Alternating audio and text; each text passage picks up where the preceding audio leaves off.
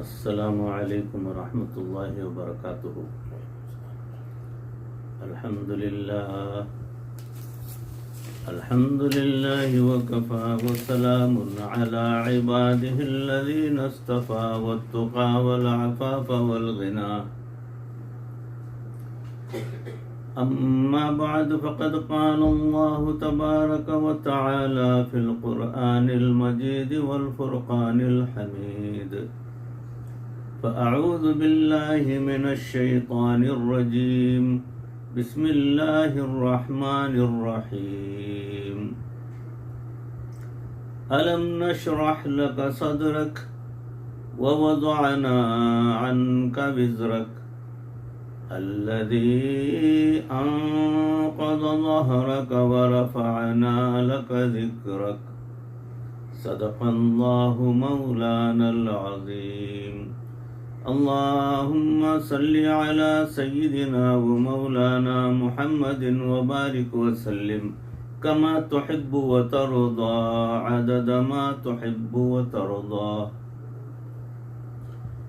محترم اور مکرم حاضرین، ناظرین، سامعین، عزیزوں، بھائیوں، بزرگوں، دوستوں، معزز خواتین، ہماری ماں بہنوں، تصوف کے عنوان سے جو بیانات کا سلسلہ چل رہا ہے اس میں موضوع چل رہا ہے میزان عدل کی حقیقت۔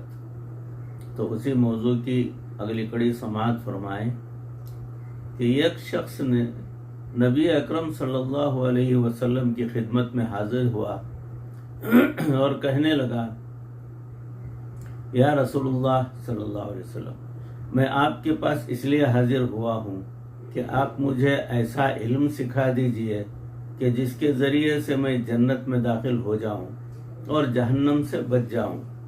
نبی صلی اللہ علیہ وسلم نے ارشاد فرمایا کہ میں تمہیں 2 ایسے کلمے سکھا دوں جو میزان میں بھاری، زبان پر لانے میں ہلکے اور رحمان کو راضی کرنے والے، شیطان کو غصہ دلانے والے ہیں۔ وہ کون سے ہیں؟ تم یوں کہو: سبحان اللہ و بحمدہ، سبحان اللہ العظیم، سبحان اللہ والحمد للہ۔ ایک اور حدیث پاک میں نبی کریم صلی اللہ علیہ وسلم نے ارشاد فرمایا: من قال سبحان اللہ وبحمدہ فی یوم 100 مرۃ حطت خطایاہ وان کانت مثل زبد البحر۔ جس شخص نے ایک دن میں 100 مرتبہ سبحان اللہ و بحمدہ کا ذکر کیا، اس کے گناہ دھو دیے جاتے ہیں، اگرچہ وہ گناہ سمندر کی جھاگ کے برابر بھی کیوں نہ ہو۔ عزیزوں، بھائیوں، اگر وقت مل جائے تو سبحان اللہ و بحمدہ کی تسبیح سے روزانہ اللہ تعالی سے اپنے گناہ معاف کروا لیا کریں۔ حضرت ابو ذر رضی اللہ تعالیٰ عنہ سے روایت ہے، فرمایا کہ سئل رسول اللہ صلی اللہ علیہ وسلم ای الکلام افضل قال مصطفى اللہ للملائکہ۔ نبی صلی اللہ علیہ وسلم سے پوچھا گیا کہ کون سا کلمہ افضل ہے؟ نبی صلی اللہ علیہ وسلم نے ارشاد فرمایا: وہ کلام جو اللہ تعالیٰ نے اپنے فرشتوں کے لیے پسند کیا۔ اور فرشتوں کا کلام کیا ہے؟ سبحان اللہ و بحمدہ، سبحان اللہ العظیم۔ یہاں پر اللہ تعالیٰ کے اسم عظیم کا تذکرہ کیا گیا۔ عظیم کا تذکرہ کرنے سے انسان کے دل میں اللہ تعالیٰ کی جلالت شان کا احساس پیدا ہوتا ہے اور دل پر ہیبت طاری ہو جاتی ہے۔ علماء نے لکھا ہے، رحمان کے لفظ سے امید اور عظیم کے لفظ سے دل میں خوف پیدا ہوتا ہے۔ یہ امید اور خوف دونوں ایمان کے کامل ہونے کی دلیل ہوتے ہیں، لہٰذا اس حدیث سے دونوں باتوں کا ثبوت مل گیا۔ لہٰذا امام بخاری رحمۃ اللہ علیہ اس حدیث کو کتاب کے آخر میں اس لیے لائے کہ وہ اللہ تعالیٰ کی رحمت سے قبولیت کے امیدوار تھے اور اللہ کی عظمت سے اس کے روح ہونے پر خوف زدہ ہوتے تھے۔ تو بھائیوں، چنانچہ یہ آپ کے بخاری شریف کے سبق کی آخری حدیث تھی، اس لیے آج آپ سے مختصراً انداز میں 3 باتیں کرنی ہیں تاکہ آپ کے لیے نصیحت وصیت کے رنگ میں رہے۔ پہلی بات تو یہ کہ جو آپ نے پڑھا اس سے آپ پکے طالب علم ہو گئے، یہ نہیں کہ اب آپ عالم بن گئے ہیں۔ عالم بننے کے لیے تو زندگی لگانی پڑتی ہے، رسوخ فی العلم کرنے کے لیے تو زندگی لگانی پڑتی ہے۔ البتہ یہ کہہ سکتے ہیں کہ اب آپ پکے طالب علم بن گئے ہیں کہ آپ نے 8 سال پڑھ کر اپنے طالب ہونے کی سند لے لی۔ اب جب آپ پکے طالب علم بن گئے تو مدرسے سے آپ گھروں کو جائیں گے تو کون سا کام کریں گے؟ اسی علم کو آگے پھیلانے والا کام کریں گے۔ سنیے نبی صلی اللہ علیہ وسلم نے فرمایا انما بعثت معلما، مجھے معلم بنا کر بھیجا گیا ہے۔ جو بندہ نبی صلی اللہ علیہ وسلم کا وارث بننا چاہے گا وہ بھی وہی کام کرے گا جو نبی صلی اللہ علیہ وسلم نے کیا۔ چنانچہ آپ بھی معلم بننے کی کوشش کیجئے۔ بعض لوگ پوچھتے ہیں جناب میرے والد فلاں جگہ بزنس کرتے ہیں، کیا ہم بھی کر سکتے ہیں؟ بھائی، ہم نہ تو کام سے روکتے ہیں اور نہ ہی نوکری سے روکتے ہیں، بلکہ ہم تو علم کے ساتھ رشتہ جوڑے رکھنے کی بات کرتے ہیں۔ آپ فجر کی نماز کے بعد کسی مسجد میں تفسیر پڑھائیں، حدیث کا درس دیں یا طلباء کو پڑھائیں، کسی باقاعدہ ادارے میں نہیں تو انفرادی طور پر ہی کسی کو پڑھائیں۔ مقصد تو علم کے ساتھ رشتہ جوڑے رکھنے کا ہے۔ اگر آپ صبح کے وقت میں فارغ نہ ہوں تو شام کو پڑھائیے، مگر تعلیم کا سلسلہ جاری رہنا چاہیے۔ اگر یہ سلسلہ جاری رہے گا تو آپ کو نبی صلی اللہ علیہ وسلم کی وراثت والی فضیلت حاصل رہے گی۔ پھر جو لوگ آپ سے دین سیکھیں گے ان کا ثواب آپ کو ملے گا۔ نبی صلی اللہ علیہ وسلم نے ارشاد فرمایا قیامت کے دن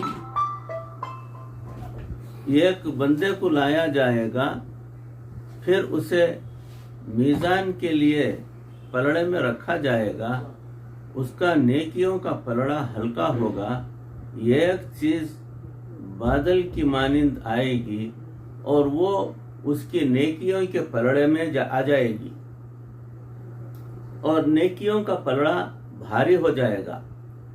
پھر اس سے کہا جائے گا کیا تو جانتا ہے کہ یہ کیا ہے؟ وہ کہے گا نہیں، مجھے پتا نہیں کیا ہے۔ اس سے کہا جائے گا کہ یہ اس علم کا اجر ہے جو تو لوگوں کو دیا کرتا تھا، آج اس کی وجہ سے اللہ نے تیرے نیکیوں کے پلڑے کو بہت بھاری کر دیا۔ آپ ایک کو پڑھائیں گے تو وہ آگے سینکڑوں کو پڑھائے گا، پھر وہ آگے ہزاروں کو پڑھائیں گے، یوں سارے کا سارا اجر آپ کے اعمال نامے میں لکھا جائے گا، کیونکہ الدال علی الخیر کفاعلہ، اسی سے متعلقہ ایک حدیث مبارکہ اور بھی ہے۔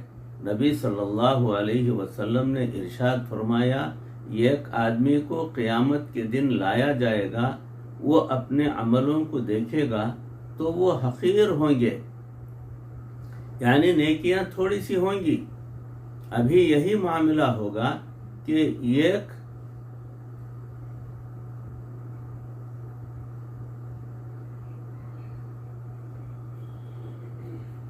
چیز بادل کی مانند آئے گی اور وہ اس کے نیکیوں کے پلڑے میں آ جائے گی اور نیکیوں کا پلڑا بھاری ہو جائے گا۔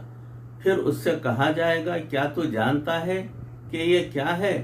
وہ کہے گا نہیں مجھے پتا نہیں کہ یہ کیا ہے۔ اس سے کہا جائے گا یہ اس علم کا اجر ہے جو تو لوگوں کو دیا کرتا تھا، آج اس کی وجہ سے اللہ نے تیرے نیکیوں کے پلڑے کو بھاری کر دیا۔ آپ ایک کو پڑھائیں گے تو وہ آگے سینکڑوں کو پڑھائے گا، پھر وہ آگے ہزاروں کو پڑھائیں گے، یوں سارے کا سارا اجر آپ کے اعمال نامے میں بھی لکھا جائے گا، کیونکہ الدال علی الخیر کفاعلہ اسی سے متعلقہ ایک حدیث مبارکہ اور بھی ہے۔ نبی صلی اللہ علیہ وسلم نے ارشاد فرمایا ایک آدمی قیامت کے دن لایا جائے گا، وہ اپنے عملوں کو دیکھے گا تو وہ حقیر ہوں گے، یعنی نیکیاں تھوڑی ہوں گی۔ ابھی یہی معاملہ ہوگا کہ ایک بادل آئے گا اور اس کی نیکیوں کے پلڑے میں آ کر بیٹھ جائے گا۔ اس سے کہا جائے گا یہ وہ ہے جو تو لوگوں کو بھلائی کی باتیں کرتا تھا۔ دیکھا بندے کی اپنی نیکیاں تو تھوڑی ہوں گی، لیکن لوگوں کو جو خیر کی بات بتائی وہ اللہ تعالیٰ قیامت کے دن اس عمل کی وجہ سے اس بندے کو بھی مغفرت فرما دیں گے، تو اس سے قیامت کے دن مغفرت بھی آسان ہو جائے گی۔ یہ بھی ذہن میں رکھیں کہ جو لوگ حدیث پاک کی تعلیم دیتے ہیں وہ نبی صلی اللہ علیہ وسلم پر درود شریف بھی زیادہ پڑھتے ہیں۔ انہیں قال رسول اللہ صلی اللہ علیہ وسلم کتنی بار پڑھتا ہے، تو درود شریف کی کثرت بھی وہی لوگ کرتے ہیں جو پڑھنے اور پڑھانے میں لگے رہتے ہیں۔ اس درود شریف کی کثرت کی وجہ سے بندے کو نبی صلی اللہ علیہ وسلم کے ساتھ ایک اور نسبت ہو جاتی ہے۔ اب ایک حدیث مبارکہ ذرا توجہ کے ساتھ سنیے، اس کو ابن ابی دنیا نے نقل کیا اور عبداللہ بن عمر رضی اللہ تعالیٰ عنہ نے اسے روایت کیا ہے۔ فرماتے ہیں کہ قیامت کے دن حضرت آدم علیہ السلام کے لیے عرش کے پاس ایک جگہ ہوگی۔ حضرت آدم علیہ السلام نے 2 سبز چادریں لپیٹی ہوئی ہوں گی، سبز رنگ کے کپڑے پہنے ہوئے ہوں گے۔ حضرت آدم علیہ السلام کا اتنا اونچا قد ہوگا جتنا کھجور کا لمبا درخت ہوتا ہے۔ جب ان کی اولاد میں سے کوئی بندہ جنت کے درجے چڑھے گا تو آدم علیہ السلام اس کو چڑھتا دیکھیں گے، اور ان کی اولاد میں سے جو جہنم کے اندر جائے گا وہ اونچے قد کی وجہ سے اس کو بھی دیکھیں گے۔ حضرت آدم علیہ السلام اسی حال میں ہوں گے کہ حضرت آدم علیہ السلام امت محمدیہ صلی اللہ علیہ وسلم میں سے ایک ایسے بندے کو دیکھیں گے جس کو جہنم کی طرف لے جایا جا رہا ہوگا۔ آدم علیہ السلام آواز دیں گے یا احمد یا احمد۔ آدم علیہ السلام نبی علیہ السلام کو پکاریں گے یا احمد یا احمد۔ جب نبی صلی اللہ علیہ وسلم کو آواز پڑے گی تو نبی صلی اللہ علیہ وسلم فرمائیں گے اے بشر کے باپ لبیک سعدیک۔ آدم علیہ السلام کہیں گے یہ آپ کی امت کا ایک بندہ ہے، اس کو تو آپ کی طرف لے جایا جا رہا ہے۔ نبی صلی اللہ علیہ وسلم فرماتے ہیں میں اپنی تہبند کو کس کے باندھ لوں گا،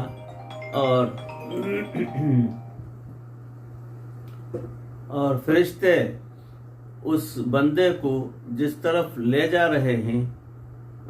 رہے ہوں گے میں ان کے قدموں پر چلوں گا، پیچھے جاؤں گا، اور میں یہ کہوں گا اے میرے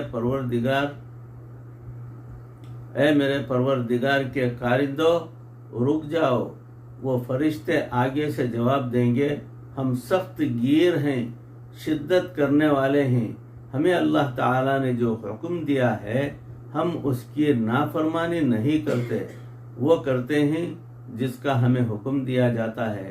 اس وقت نبی صلی اللہ علیہ وسلم اپنے بائیں ہاتھ کو اپنے ریش مبارک پر رکھیں گے اور اپنا چہرہ مبارک عرش کی طرف کریں گے، اور فرمائیں گے اے میرے پروردگار، آپ نے میرے ساتھ وعدہ نہیں کیا کہ میری امت کے معاملے میں آپ مجھے رسوا نہیں فرمائیں گے؟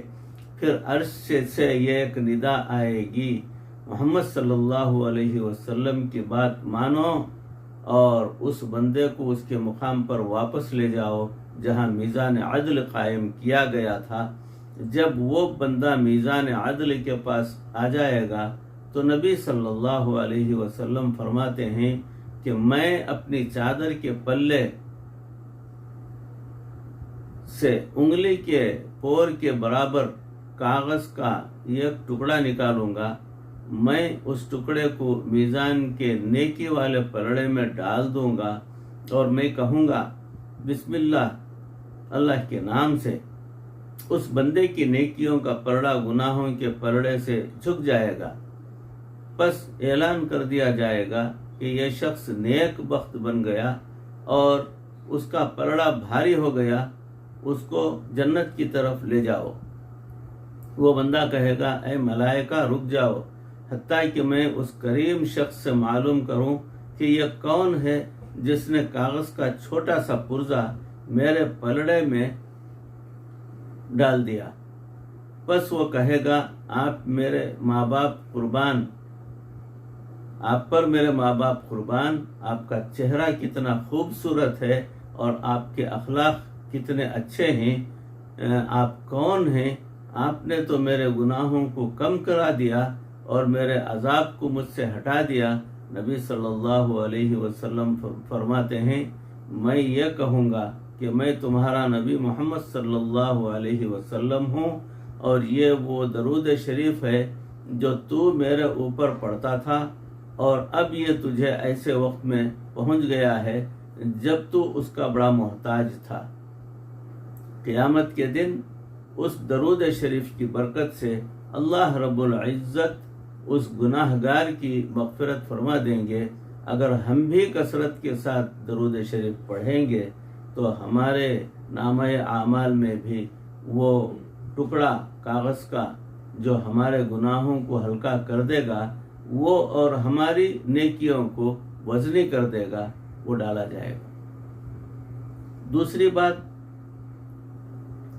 یہ ہے کہ جب آپ امتحانوں کے بعد مدرسے سے فارغ ہوں گے تو آپ کو چاہیے کہ نیت یہ کریں کہ ہم جہاں بھی جا کر زندگی گزارنی ہے ہم نے وہاں اللہ کے بندوں کی خدمت کرنی ہے، اس لیے کہ جو اللہ کے بندوں کی خدمت کرتا ہے قیامت کے دن اس کو نبی صلی اللہ علیہ وسلم کی شفاعت نصیب ہوگی۔